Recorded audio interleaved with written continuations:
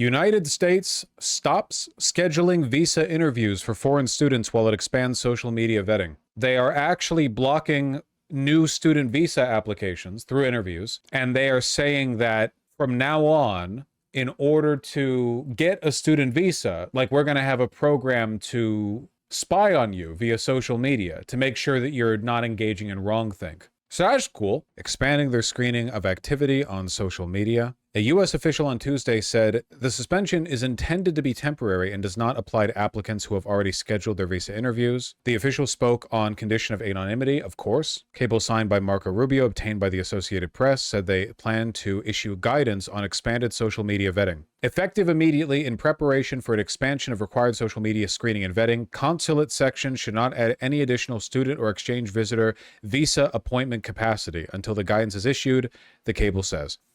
It's over. It's over, dude. We're doing like actual tin pot dictatorship stuff. It's really bad. Like the era of US scientific dominance has been getting eclipsed for a while now, but this is like a definitive shut, right? Why would anyone even want a US student visa in this environment? The only students we're going to be getting are our own. And as we know, very, very bad. There's a reason why there are so many H-1B types and, student visa types in the higher ups and, tech and business and what have you. Where's science moving to? EU and China. Chinese economy is in big trouble. Buddy, the world economy is in big trouble. Also, China, I'm pretty sure China right now has like an insane number of top producing like research labs at universities. I don't remember what exactly the metric of analysis was, but like China puts a lot of money and effort into their research. Have you seen the Nature poll that 75% of academics have considered leaving because of Trump? Yeah, we're going to see like Khmer Rouge levels of academic flight from this country. Why would an academic ever want to stay here? Increased ERC funding for top global researchers moving to Europe now confirmed. Yep. The EU is trying to facilitate this brain drain. The EU and China by offering lots of money to American researchers who want to move over. Listen, China displaces US as global leader in research. 9 of the world's top 10 research institutions are now Chinese. What a lovely century. When the Nature Index global rankings were first released in 2014, only 8 Chinese universities made it into the top 100. Now that number has more than quintupled, with 42 Chinese institutions now ranking among the world's best. God damn. In chemistry alone, Chinese universities occupy all 10 top spots, a staggering feat that reflects the country's commitment to fundamental research. Yeah, I've heard that in terms of investment, material science is like insanely far ahead in China. China's transformation into a research powerhouse has not happened by chance. It is the result of deliberate policy decisions, substantial investment, and systemic reforms aimed at enhancing academic quality. According to China's National Bureau of Statistics, the country's R&D expenditure reached an all-time high of 3.61 trillion yuan, approximately 500 billion, in 2024. Honestly, that's not even that crazy. It's crazy that we don't spend that. With a GDP of like, what is it for us? 32, 36 trillion or something? The fact that like we spend so little on education. One of the most notable policy shifts has been the move away from publication-based evaluation metrics. Previously, Chinese academics were incentivized to publish as many papers as possible, often at the expense of quality. However, recent reforms have introduced a more rigorous peer review system that prioritizes impactful and innovative research over sheer volume. That seems pretty good. The publishing standards in the West are like, they're really, really, really bad. Remember that article we looked at with like the glut of AI written papers that were being submitted and published in papers? China has its own issues with bad publications as well. Oh, I'm sure. But it's clear where the wind is blowing, you know? I'm not seeing that much news on the student visa application being halted. Oh, I see one from the BBC. President Trump's administration has ordered its embassies abroad to pause new applications for students and exchange visitor visas as it prepares to expand social media vetting of foreign students. Some students already in the United States have had their visas revoked for participating in pro-Palestinian protests. Earlier, a senior White House official said the Trump administration would ask all federal agencies to review grants to Harvard University, a move which could see the cancellation of contracts worth about $100 million.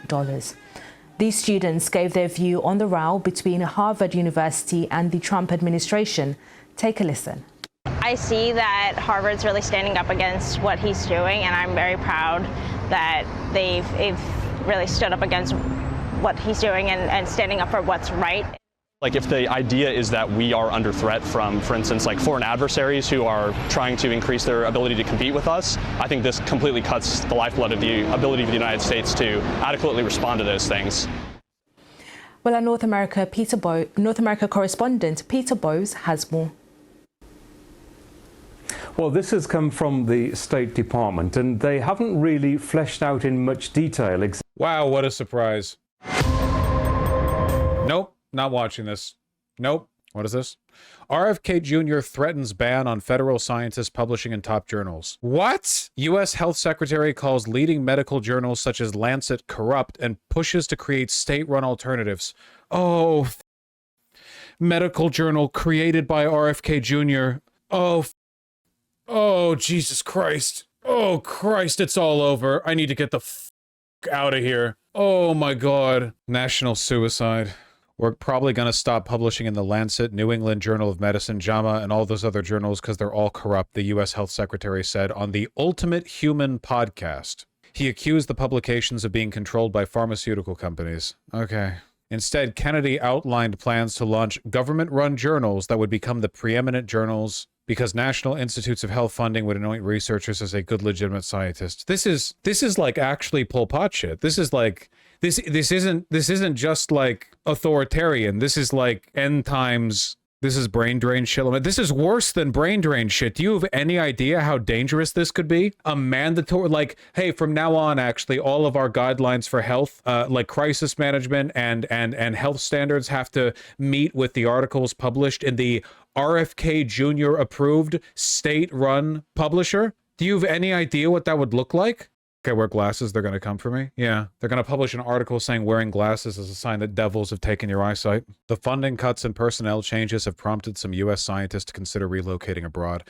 This is a sinking ship. Genuinely, if you have any kind of research or scientific credentials, I would strongly suggest looking to other countries, even China. I know we joke about China, like we joke like, oh, Chinese century, whatever. I mean that. It would be a bit of a culture shock, but I genuinely think that if you get a shot to do research work in China, that might be like a better long-term prospect than working here. RFK is offering to buy a farm of bird flu infected ostriches in Canada to prevent them from being culled. Nobody knows why. I'm sure he has his reasons. At what point do we accept that the U.S. is run by an honest-to-God chaos cult? Look, we've known this for a while. I've been pushing on this point for years. Like, fascism is a death cult. That's not like a turn of phrase. That's not me trying to be cute or like literally interesting or whatever. Like, when you get down to it at its core, it's suffering for the sake of suffering and death for the sake of death.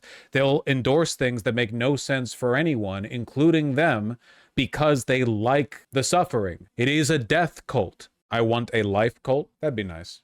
Should I go to the school in the UK or here? The UK might be the one Western country that might be worse off. So, you know, you're going to have to make that call yourself, I'm afraid.